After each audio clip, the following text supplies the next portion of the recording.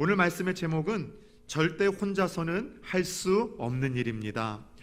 아마 주보에 적힌 설교 제목을 보면서 혼자서 할 수 있는 일이 얼마나 많은데 이런 반문을 품으신 분들도 있을 거예요. 왜냐하면 요즘 우리 사회 풍토가 혼자서 할 수 있는 일들이 참 많다라고 소개하고 있지 않습니까? 혼자 밥 먹는 혼밥 문화, 혼자 술 마시는 혼술 문화, 혼자 문화생활을 누리는, 또 혼자 여행을 가는 혼녀. 이래서 핵가족 시대에 혼자서 할 수 있는 것들이 더 많고 혼자서 하는 것도 재밌다라고 우리들을 독려하는 시대에서 절대 혼자서는 할 수 없는 일이라는 제목에 조금 의구심을 품을 만한 분들이 있을 것 같아요. 그럼에도 불구하고 혼자서는 할 수 있는 일들이 있는가 하면 없는 일들이 있는데, 제가 존경하는 유명한 기독교 심리학자이자 상담학자인 폴 투르니에라는 분에 의하면은 절대 혼자서 할 수 없는 것 두 가지 과제가 있다고 합니다. 첫 번째는 결혼입니다. 그렇죠? 결혼은 짝지가 있고 상대가 있어야지 하는 것이지 아무리 하고 싶다고 해서 혼자 할 수 있는 것이 아닌 것, 결혼이라는 것 알고 있지 않습니까? 또 하나는 한 번만 따라서 합시다. 성숙한 그리스도인. 절대로 혼자서 할 수 없는 것이 뭐냐면 성숙한 그리스도인이 되는 일. 다시 말해 참 옳고 바른 이 신앙생활은 절대로 혼자서 할 수 없다라고 그가 이야기를 하는데, 성경에서 하나님이 주시는 말씀과 일맥상통한 것 같아요. 흥미로운 것은 오늘 읽은 본문에서도 찾아온 신앙의 위기를 혼자가 아니라 절대 혼자서 할 수 없기에 함께 극복한 한 사람의 이야기가 오늘 본문에 기록되어 있습니다. 자, 요즘 우리는 이 사도행전 말씀을 통해서 예수님께서 죽으시고 하늘로 승천하시며 제자들에게 주셨던 마지막 그 사명이 어떻게 땅끝까지 펴지고 있는가에 대해서 함께 들여다보고 추적을 하고 있습니다. 주님이 승천하시며 제자들에게 주신 마지막 사명 유언은요, 땅끝까지 이르러 복음을 전해 하나님의 나라를 펼쳐가라는 것이죠. 그래서 이 사도행전을 통하여 우리는 계속해서 그 사도들과 제자들이 어떻게 땅끝까지 복음을 전하여 주님의 그 명령을 이루어가며 오늘 그 멀리 떨어져 있는 한국교회까지도 우리에게 복음이 들려져서 신앙생활을 하게 되었는지, 하나님의 나라가 펼쳐가는 그 역사, 교회, 선교의 스토리를 함께 읽어가는 본문을 통해서 추적하고 있습니다. 그런 의미에서 최근에는 사도 바울의 2차 선교 여행을 함께 저희들이 나누고 있었고요. 지난주 기억하십니까? 철학과 문화와 예술의 도시.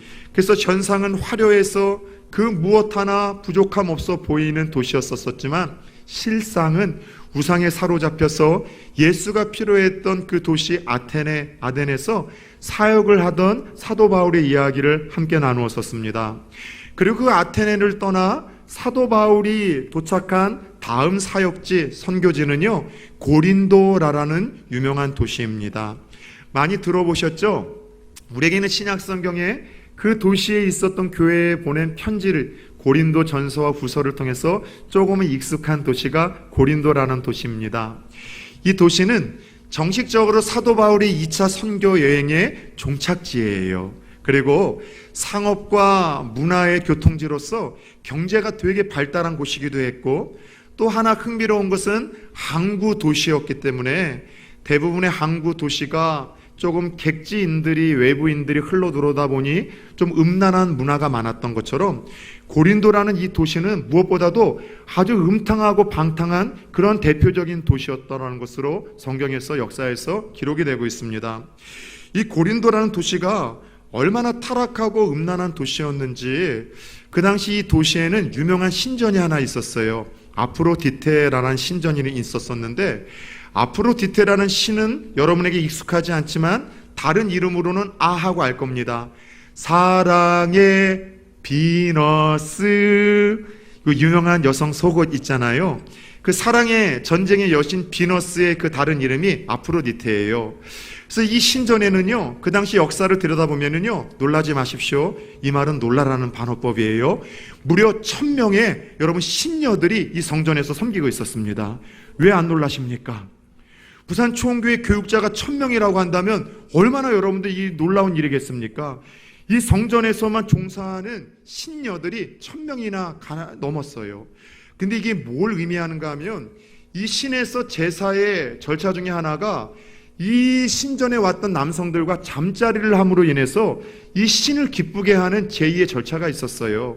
그래서 이 도시는요, 이 공경원한 이 성적인 매음이 허용되었을 만큼 타락하고 음란한 그런 도시였었습니다. 그래서 그 당시 마게도니아 유럽 지역에서 이런 말이 회자가 됐어요. 고린도인답다, 고린도인스럽다. 이 말은 뭐냐면 아주 타락하고 도덕적으로 방탕한 사람이고, 심지어 고린도 여자라고 하면은 창녀로 하고 비컨는 그런 비하시키는 그런 말이 회자될 만큼 타락하고 방종하고 도덕적으로 무너진 도시였었습니다. 흥미로운 것은 마지막 2차 선교여행의 종착지로 사도 바울이 자기 원대로 간 건 아니시죠. 하나님이 인도하심과 사건과 환경을 통해서 이 고린도까지 가게 됐는데, 사도 바울의 이 모습이 항상 이전에는 어떤 도시에 가든 자신감이 넘쳤었고 복음 전파에 대한 열정이 넘쳤었는데, 고린도에서만큼은 좀 충격스러운 모습으로 우리에게 좀 다가오고 있어요. 이 도시에서만큼 이상하게도 심신이 지쳐 있었고 그가 떨고 있었었고, 심지어 두려워 벌벌 떠는 이전에 보지 못했던 이상한 모습을 이 도시에서는 보이고 있었습니다. 복합적인 요인이 있었어요. 마지막 사역지라라는 그 의미에서 느껴지듯 그동안 지친 거죠. 계속한 유대인들의 방해, 공격, 생명의 위협 속에서 긴장하고 또 긴장하면서 지칠 대로 지쳤던 것이고요. 아덴에서의 사역은 사실 다른 곳에서의 사역에 비해서 좀 열매가 저조했습니다. 뭔가 내가 기대하고 열정을 쏟아냈는데 그에 따른 성과와 열매가 부족하면 어떤 마음이 찾아와요? 낙심이 되고 또 우리가 좌절을 하고 자신감을 잃게 되는데, 사도 바울의 마음이 그랬던 것 같아요. 게다가 외로움도 한몫했던 것 같아요. 데살로니가에서 사역할 때 유대인들이 깡패를 데리고서 그를 잡으러 왔을 때 그 급습을 피해 도망해서 베레아로 갔었고, 베레아에서도 사역을 하는데 데살로니아에서 유대인들이 소문을 듣고 사도 바울을 잡으려다가 이 베레아까지 와서 또 도망가야만 했었습니다. 근데 데살로니가와 베레아에서 복음을 듣고 간 예수를 믿고 돌아온 새 가족들 때문에 사도 바울은 함께 사역을 하던 실라와 디모데를 그 베레아에 남겨두었어요. 갓 예수 믿고 회심한 이들을 잘 돌보라 하고 호련단신으로 아테네로 떠나서 지금 이 고린도까지 왔는데, 혼자서 사역을 하다 보니 그 외로움도 한몫을 했던 거예요. 그러나 무엇보다도 고린도라는 이 도시가 주는 그 영적인 어두움의 이 분위기에 압도가 되어버려서 사도 바울이 지금 무언가 심신으로 영적으로 지쳐있고 곤고한 상태를 보이고 있다는 것이죠. 저도 참 많은 그동안의 선교지를 좀 다녔었습니다. 청소년들을 데리고, 우리 예지자매 같은 경우도 저하고 참 많은 곳을 갔죠. 중학교 때. 또 청년들을 데리고도 많이 갔는데, 특별히 어떤 선교지는요, 가자마자 그곳에서 느껴지는 영적인 어떠한 사탄의 그 압박에 주눅이 들 때가 있어요. 그래서 도착하자마자 그 나라, 그 도시에 도착하자마자 그 사역의 뭔가 그 영적인 분위기에 압도가 되어져서 평상시와는 다른 긴장감과 또 그러한 일들을 펼쳐가야만 하는 그러한 상황들과 좋지 않은 여건들이 있는데, 사도 바울의 여건들이 그랬던 것 같아요. 특별히 저 같은 경우는 특별히 이제 그 회교권, 이슬람의 부족이나 그 나라에 갔었을 때 그 영적인 분위기에 압도되어지는 그런 이제 일들이 많더라고요. 사도 바울이 이런 상황들 때문에 자신감도 잃었고 두려웠고 혼자의 힘으로 일어설 수 없는 상태가 되었습니다. 그 당시 고린도에서의 사도 바울의 마음이 얼마나 낙심이 되고 두렵고 벌벌 떨었는지 훗날 고린도 전서 2장 3절에서 이렇게 심정을 고백하고 있어요. 같이 한번 읽어볼까요? 내가 너희 가운데 거할 때, 그러니까 고린도에 도착했을 때라는 거예요. 그때 어땠대요? 약하고 두려워하고 어떻게 했대요? 사도 바울답지 않게 벌벌 떨기까지 할 만큼 영적으로 심신이 약해져서 눌려있는 사도 바울의 모습을 우리들에게 고백하고 있어요. 근데 저는 오늘 평상시에는 열정으로 가득했고 자신감으로 가득했고 두려워하지 않는 어떤 전사의 모습으로 우리에게 비치던 사도 바울이 과연 이게 사도 바울이 맞는가 싶을 정도로 이렇게 연약한 모습으로 우리들에게 선 것을 보면서 좀 낯설지가 않은 거예요. 우리들 중에도 이런 경험들이 있지 않습니까? 어떤 날은 특별한 은혜, 특별한 감동을 통해서 세상에서 내가 믿음으로 살 것 같아요. 세상에서 내가 하나님 붙들고 내가 승리할 것 같아요. 그런데 어느 날 한순간은 세상에서 믿음을 갖고 산다는 것이 너무나 버거운 거예요. 세상에서 믿음을 갖고 산다는 것만이 아니라 그냥 평범한 한 사람이 직장인으로서 직장일하고 다른 사람들과 어울려 산다는 것 자체가 너무나 버겁고 두렵고 너무나 절망이 될 때가 종종 있더라는 것이죠. 사도 바울과 같은 심정일 때가 예수 믿는 우리들에게도 올 때가 있습니다. 계속된 업무, 과도한 사역 때문에 지치고 힘들 때가 있어요. 그리고 무언가 열심을 다하고 의욕을 가지고 시도했지만 이렇다 할 만한 성과도 열매도 없어서 낙심이 될 때가 있죠. 수많은 사람들이 내 주위에 앉아 있지만 자꾸 다른 사람들로부터 내가 천덕꾸러기가 되는 것 같고 다른 사람들과 어울리지 못하는 내 자신을 보며 자꾸 극심한 외로움과 고독을 느낄 때가 있습니다. 그러다 보니 모든 일에 열정이 사라지기 시작한 거예요. 자신감이 잃어버리기 시작합니다. 두렵고 떨리는데 문제는 혼자서는 다시 일어설 수 없을 만큼 그렇게 여러분 절망스럽고 낙심이 될 때가 예수 믿어도 사도 바울처럼 우리들에게 종종 찾아오더라는 것이죠.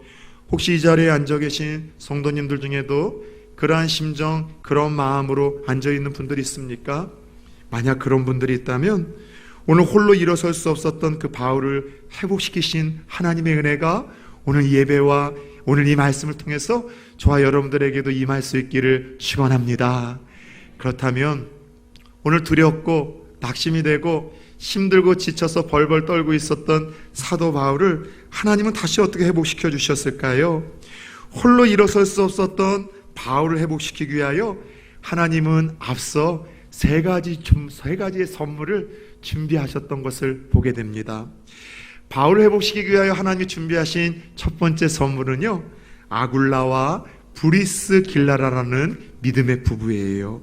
이것이 오늘 2절, 3절에 기록이 되어 있습니다.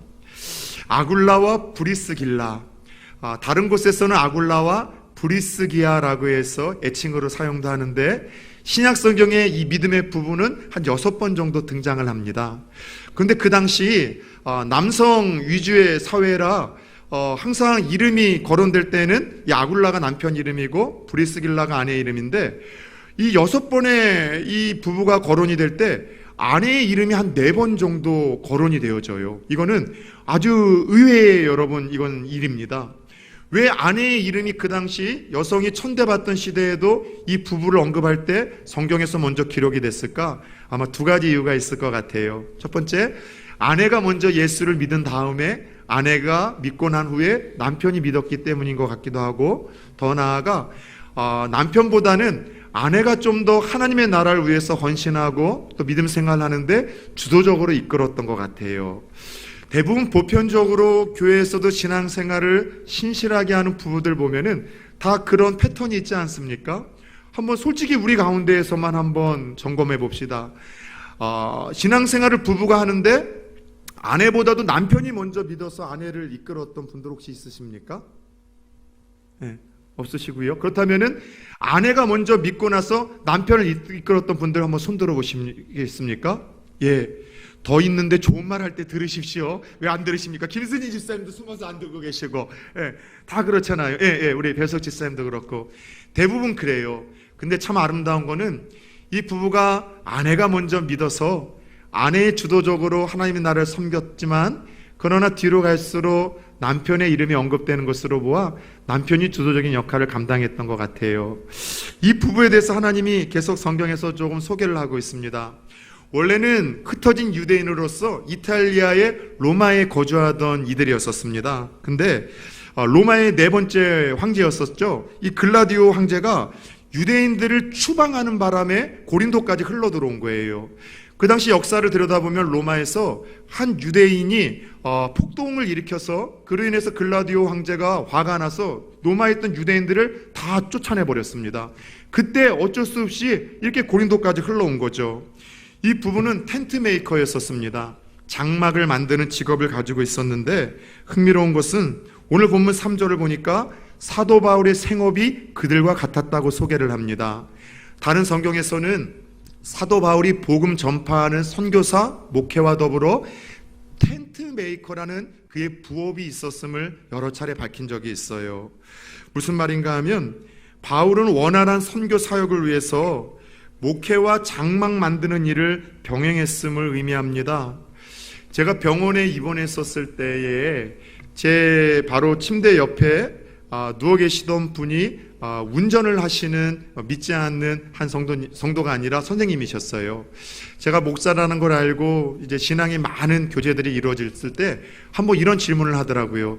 자기 그 회사에 목사님들이 좀 와서 아르바이트를 하며 운전을 한 일들이 좀 있었는데 목사님 그게 그렇게 해도 돼요? 라고 물어보시는 거예요. 그래서 제가 좀 그렇게 얘기를 좀 드렸죠.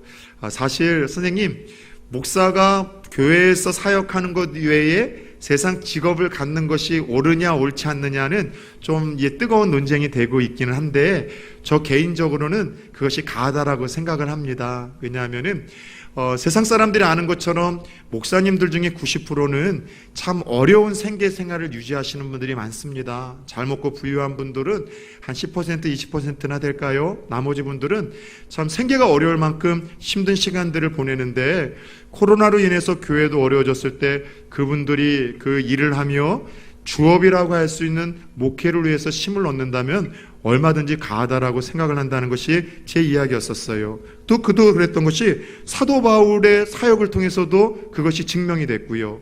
그래서 저는 사실 여러분들에게만 좀 말씀을 드릴게요.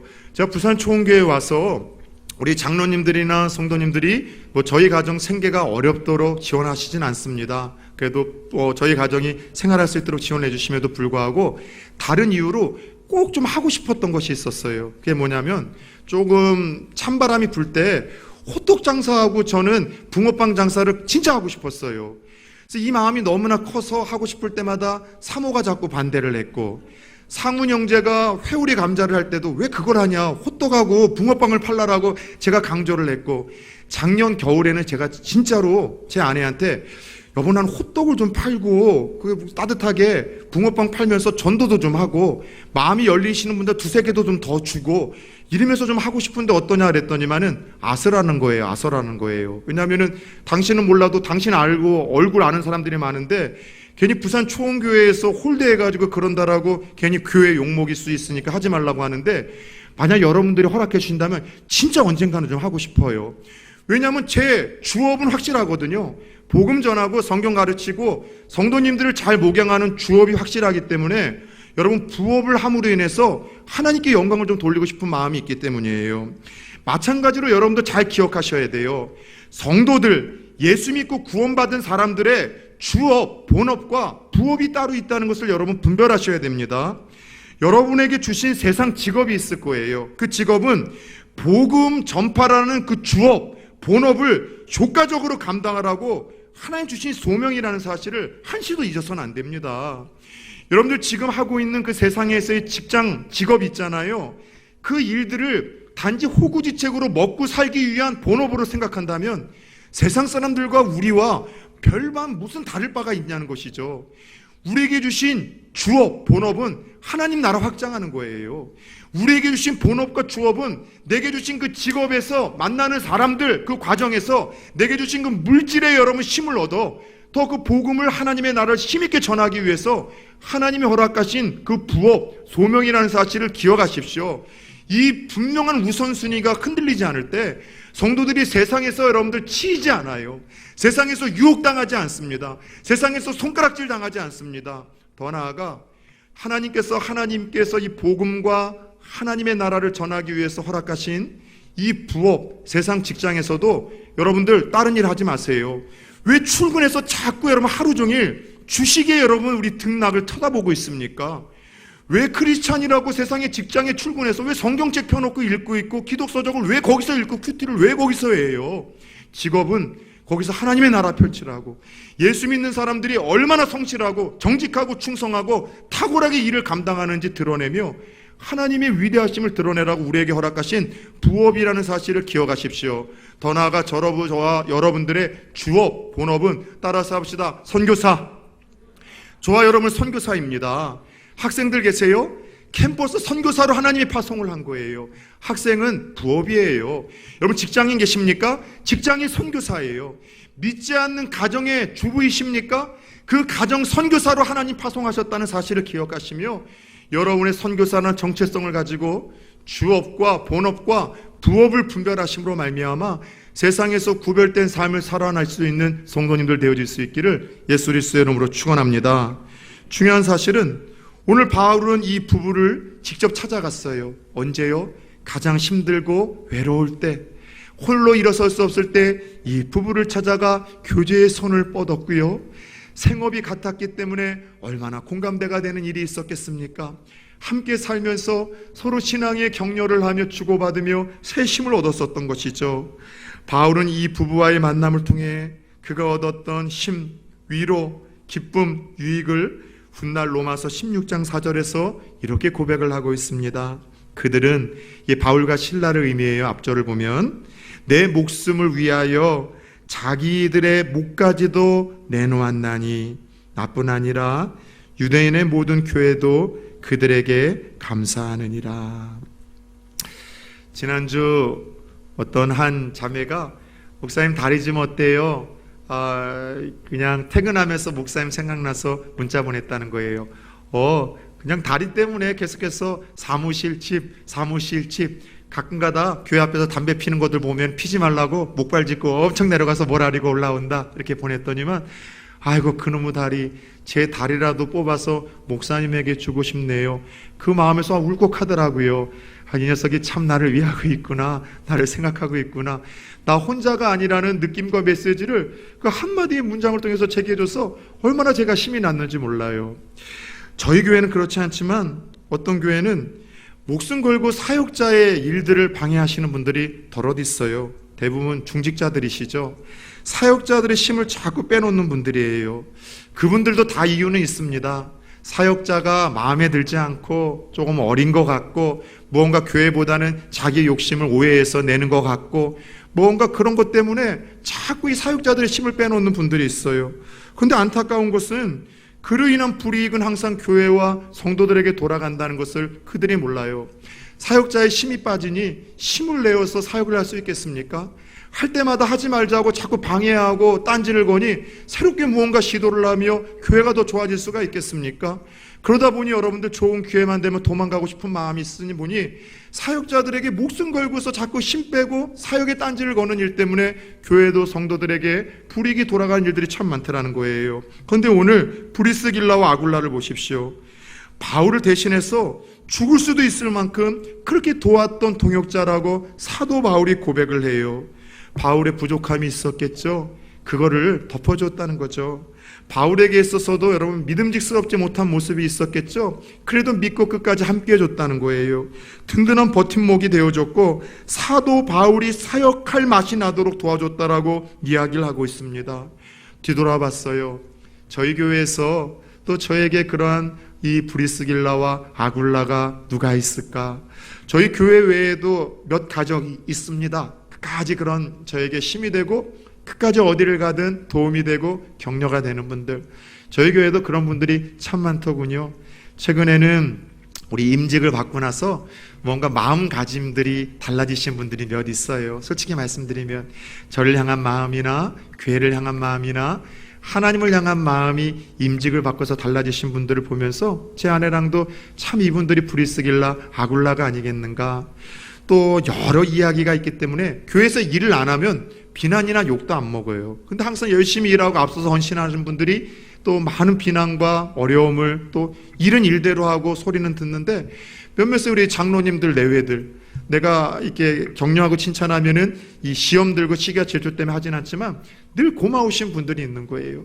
이런 분들이 여러분 오늘날의 브리스길라와 아굴라인데 사도 바울이 힘들고 지쳐서 그 두려움까지도 벌벌 떨면서 주저앉았을 때 하나님이 그런 이들을 만나시고 준비케 하시며 사도 바울을 세우시는 그 섬세함에 참 많은 감동을 받더라는 거죠. 두 번째, 사도 바울을 홀로 일어설 수 없는 그를 다시 회복시키기 위하여 하나님이 준비하신 선물은요, 실라와 디모데라라는 여러분 이 제자들의 동역자들의 합류였었습니다. 이게 5절이에요.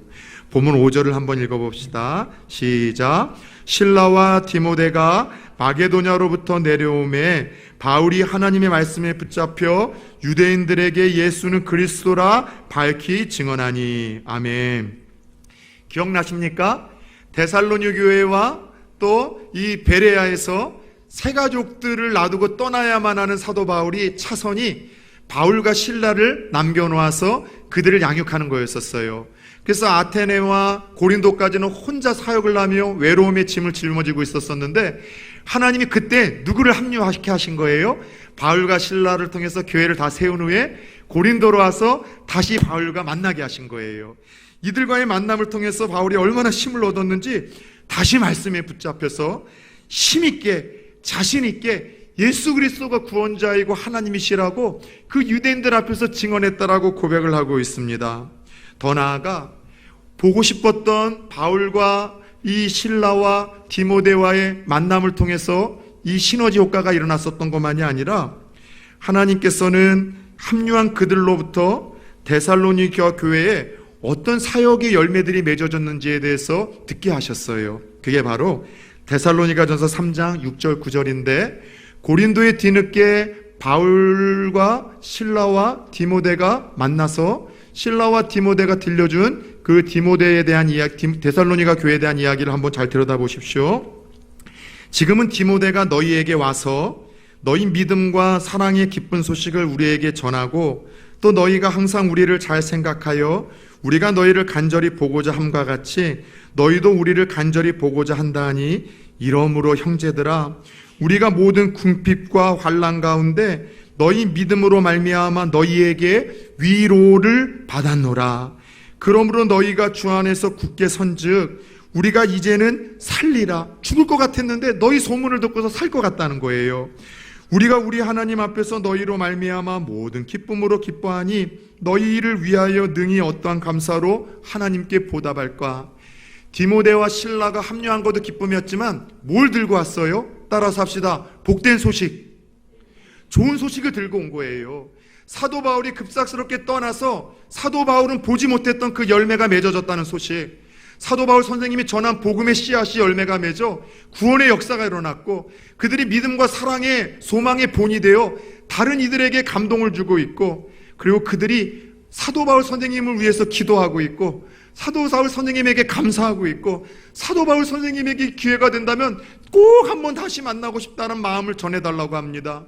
사도 바울이 이 마음을 알았을 때, 소식을 들었을 때 위로와 격려만이 아니라 아마 울컥했을 거예요. 저도 여러분 힘들고 지쳐 낭망할 때가 왜 없겠습니까? 때로는 사역이 자신감을 잃고 두려워 벌벌 떨 때가 왜 없겠습니까? 그때마다 저를 일으켜주는 건 다른 것 아니에요. 좋은 소식과 좋은 제자들의 여러분 격려예요. 때로는 편지로, 문자로 목사님 제가 잊지 않고 있다는 거 알아주세요. 오랫동안 연락 못했지만 제가 있잖아요. 그리고 목사님 제가 이제 이런 사역을 하고 있어요. 이러한 사람이 되고 있어요. 내가 이런 놀라운 일들을 하고 있는데 이게 목사님과 함께 했었던 그때의 시간들, 훈련들, 목사님께 배웠었던 그 신앙이 지금 열매를 맺고 있는 걸 알려주고 싶다고 해서 편지가 오거나 그 카톡이 올 때 하나님이 저를 회복시키시더라는 거죠. 그래서 제 자리에 책상 맨 밑에는 요만한 작은 쇼핑백에 편지가 이만큼이 있어요. 그 편지는 제가 이제 부산으로 내려올 때 거짓말이 아니라 이 정도의 편지가 있었어요. 뻥 안 치고. 그 정도 가운데 제가 정말 사랑했던 친구들이 저에게 들려주었었던 저도 모르던 그 이야기들, 그걸 보고 부를 때마다 좋은 목사가 돼야 되겠다. 여기서도 앞으로도 이 친구들 실망시키면 안 되겠다는 마음을 하나님 다시 잡게 하시면서 힘들고 지치고 낙심할 때, 자신감을 잃고 두려웠을 때 일으키시는 보약으로 하나님이 살아가시더라는 거죠. 사랑하는 여러분, 좋은 사람과의 만남, 그들을 통해서 들려지는 복된 소식은요, 항상 누군가를 살아내게 만들고 회복시키시는 능력이 있습니다. 요즘 우리 주위를 한번 뒤돌아보세요. 여러분이 속해 있는 직장, 여러분의 가정, 우리 부산 초원교회 성도님들 뒤돌아보세요. 다 힘들잖아요. 저마다 신음하고 울고 있고 눈물 흘리고 있지 않습니까? 다 외롭대요. 이번 주에 한 왔던 청년도 목사님 요즘에 너무 외로워요. 그래서 제가 그랬어요. 나도 외롭다. 우리 서로 의지하며 나아가자. 다 외롭잖아요. 이때 우리가 그들에게 줄 수 있는 최고의 영적인 보약이 무엇입니까? 오늘 하나님께서 브리스길라와 아굴라에게 그랬던 것처럼 실라와 디모데를 통해서 바울에게 그랬던 메시지는 하나예요. 너 혼자가 아니라는 것이죠. 너 혼자가 아니라는 이 느낌, 이 메시지를 만남을 통해서, 좋은 소식을 통해서 흘려줄 수 있기를 축원합니다. 그런 의미에서 한 가지만 다시 한번 당부를 좀 드릴게요. 아무리 좋은 의도라 할지라도 나쁜 소식은 누군가에게 유통시키지 마세요. 내가 집사님 사랑해서 하는 거 알지? 집사님을 향해서 이런 얘기가 들리더라. 집사님 조심해야 돼. 내가 권사님 사랑해서 이런 얘기 들려주는 거 알지? 권사님에게 여러 사람들이 이런 얘기를 하던데 조심해. 사랑해서 하는 거야. 아무리 좋은 의도라도 그 이야기를 들을 때 낙심하고 절망하고 흔들릴 수 있는 얘기는 유통시키지 마세요. 제 개인적으로 조금 싫어하는 설교 유형과 설교 스타일이 있습니다. 설교자들이죠. 좀 부정적인 면을 너무 강조하는 설교 스타일 전 싫어해요. 그래서 선교사님들도, 그리고 여러분들 정말로 목사님들도 그런 분들에게 다시 한번 강단을 내어 맡기고 싶지를 않아요. 그렇지 않아도 부정적인 이야기들이 가득해서 6일 동안 그 소리만 듣고 오는데 1시간의 예배에서 3, 40분의 설교에서도 왜 그렇게 부정적인 얘기, 힘든 얘기만 우리가 듣고 가야 됩니까? 여러분 눈치채셨어요? 제 설교 가운데는 정치 이야기 잘 안 합니다. 그 한 주에 모두를 충격적으로 빠지게 했었던 사건, 사고에 대해서 잘 언급 안 합니다. 그 의도가 뭔지 아세요? 그 이야기들이 다 부정적인 이야기잖아요. 국민들 갈라치게 하는 이야기들, 성향과 정치와 이념을 따라서 둘로 날리는 갈등의 이야기들, 거짓말한 이야기들, 누군가가 죽은 이야기들, 더 힘들어진다는 이야기들, 왜 부정적인 이야기들, 죽는 이야기, 분열의 이야기, 거짓의 이야기를 교회까지 와서 우리가 들어야 되냐는 거죠. 일주일 내내 듣다가 여기 죽는 심정으로 왔는데, 반면에 설교 가운데 제 설교는 자꾸 하나님의 말씀을 띄워주면서 한 절이라도 여러분 눈으로 보게 만들고 같이 고백하게 만듭니다. 왜요? 소망을 주시는 하나님의 약속을 직접 보고 가슴에 새기게 하기 위함이에요. 목사가 주는 수많은 이야기보다도 하나님이 주셨던 그 생명의 말씀을 직접 눈으로 보며 여러분 가슴에 새기고 묵상함으로 하나님이 여러분 각자에게 주시는 위로와 소망과 새 힘을 얻기 원하는 마음으로 저는 그렇게 설교를 하고 있습니다. 다시 한번 부탁드립니다. 코로나로 인해서 외로움이 더 커지고 또 고독이 더 커진 이 시대에 세상에서도 그 이야기 많이 하죠. 비록 몸은 멀어져도 마음은 더 가까워질 수 있도록 저와 여러분이 좋은 도구와 통로가 되었으면 좋겠어요.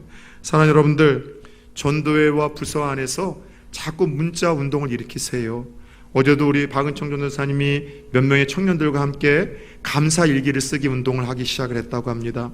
청년부에서 아침마다 큐티 내용을 나누고 있어요. 또 그것이 주일학교 교사들도 나누고 있어요. 전도회 임원들 계십니까? 요즘에 코로나 때문에 교회에서 못 보는 분들이 있잖아요. 교회에서는 보지만 따로 모임이 없어서 교제를 못하면서 다 외롭잖아요. 그들에게 당신이 혼자가 아니라는 느낌을, 또 메시지를 여러분 어떻게 전달할 수 있겠습니까? 임원들이 계시다면 연락 주셔야 돼요. 단톡방에 하나님의 말씀을 통해서 함께 교제하게 만들고 하나님이 당신들을 붙들고 계시고 우리도 당신을 잊지 않고 있다는 느낌을 갖게 하십시오. 여러분, 그래서 당신 혼자가 아니라는 느낌과 이 메시지를 서로가 힘든 세상에서 늘 선사해 줄 수 있는 또 다른 우리 주님의 통로들이 될 수 있기를 예수 그리스도의 이름으로 축원합니다. 전후자로 한번 인사합시다. 내가 당신의 브리스길라와 아굴라가 되어주겠습니다. 우리 앞뒤로도 한번 이렇게 인사합시다. 내가 당신의 실라와 디모데가 되겠습니다. 네, 그래요. 바라기는 여러분에게 그런 아굴라, 브리스길라, 실라와 디모데와 같이 여러분들 다시 홀로 일어설 수 없는 여러분들을 일으켜 세울 수 있는 하나님의 선물이, 그런 좋은 만남이 여러분들에게도 주어지기를 축원합니다. 더 나아가 여러분들이 누군가에게 그런 거룩한 일으킬 수 있는 축복의 통로들이 되어지기를 소원하고 다짐할 수 있는 그런 시간 되기를 축원합니다. 끝으로 오늘 하나님께서 홀로 일어설 수 없었던 바울을 위해서 준비하신 선물은 예수 그리스도의 찾아오심이었었어요. 그것이 9절 10절입니다. 실라와 디모데 좋은 소문을 통해서 힘을 얻고 사역을 했는데 세상에 하나님의 생명의 역사가 있는 곳에는 악한 영들의 방해와 공격이 더 거세다고 이야기를 했죠. 기도 안 하는 자에게는 시험 없어요. 하나님 앞에 나와 믿음으로 살아나지 않은 자는요, 마귀도 건드리지 않아요. 여러분들, 마귀도요, 여러분들 게으른 자와 살아있지 않는 자들은요 건드리지도 않고 쓰지도 않아요. 근데 하나님의 생명의 역사가 있는 곳에는 방해가 더 심해서 바울이 힘을 내서 복음을 전함으로 믿는 자들이 많아지자 유대인들이 더 심하게 사도 바울을 대적하기 시작했습니다. 얼마나 적나라하게 방해와 공격이 심했는지 생명의 위협을 느낄 만큼, 요즘 말로 하자면 심한 공황장애를 일으켰던 것 같이 벌벌 떨었던 것 같아요.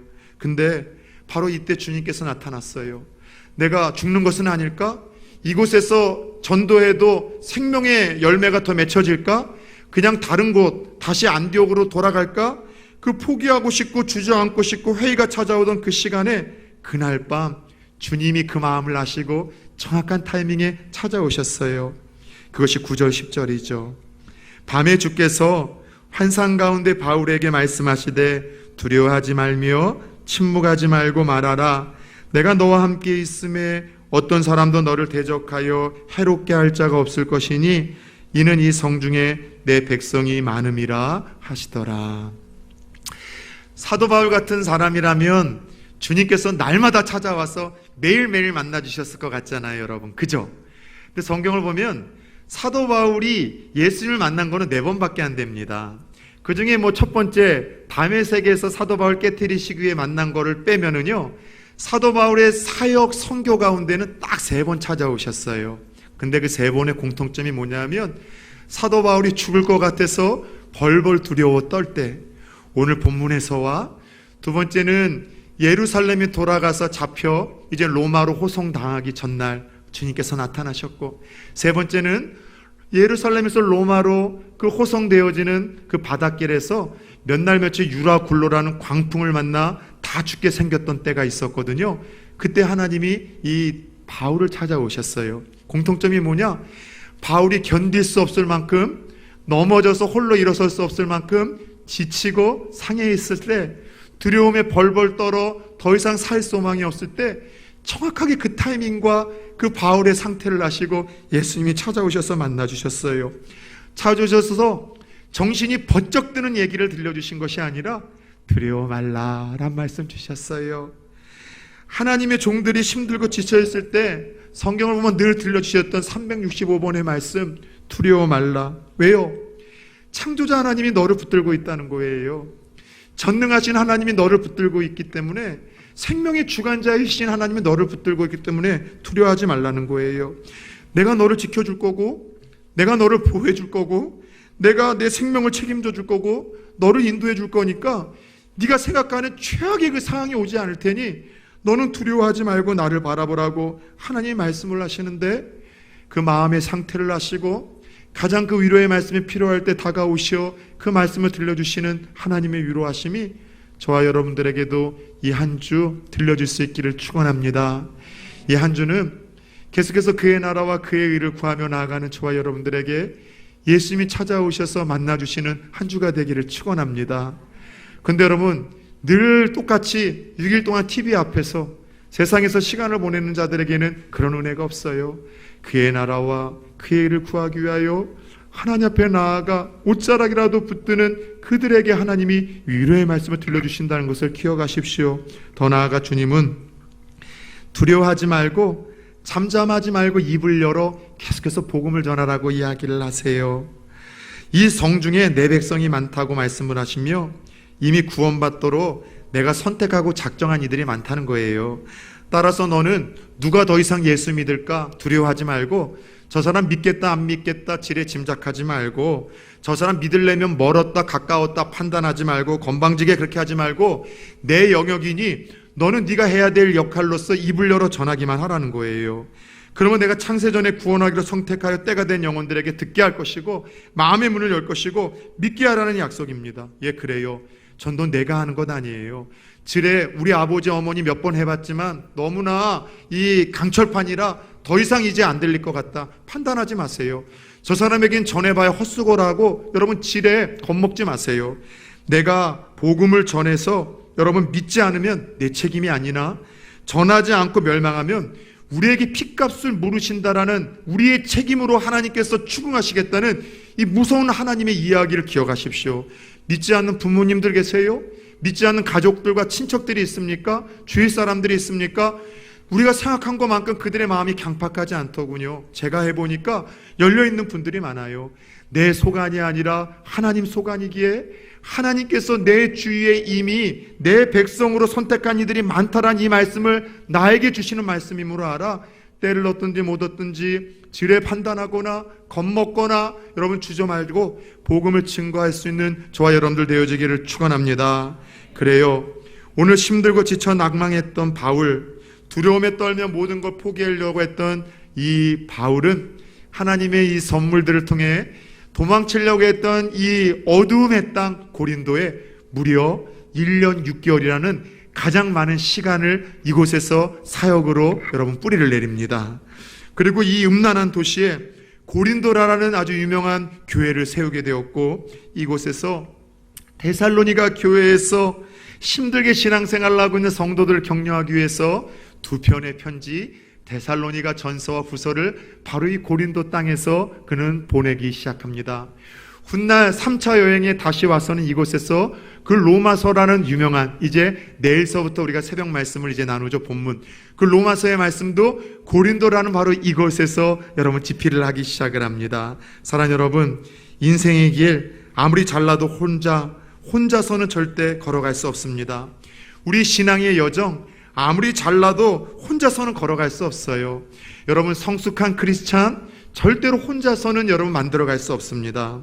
우리가 신앙생활을 하고 하나님 나라 위에 수고하다 보면 지치고 힘들고 두려워 떨 때가 사도 바울처럼 죽어져요. 그럴 때마다 오늘 바울에게 역사하셨던 그 주님이 나의 하나님이라는 사실을 기억합시다. 너 혼자가 아니라는 것을 주님은 좋은 우리 브리스길라와 아굴라를 통해서, 실라와 디모데를 통해서, 때로는 적소적절하게 예수님이 오셔서 너 혼자가 아니라는 메시지를 우리들에게 들려주시고 느낌을 받게 하셔서 다시 이렇게 세워주시고, 우리가 누군가에게도 그와 같은 축복의 통로가 되기를 원하세요. 바라기는 이 믿음 가지고 하나님의 나라와 하나님의 의를 구하며 이 한 주도 살아낼 수 있는 우리 사랑하는 성도님들 다 되어질 수 있기를 주 예수 그리스도의 이름으로 축원합니다.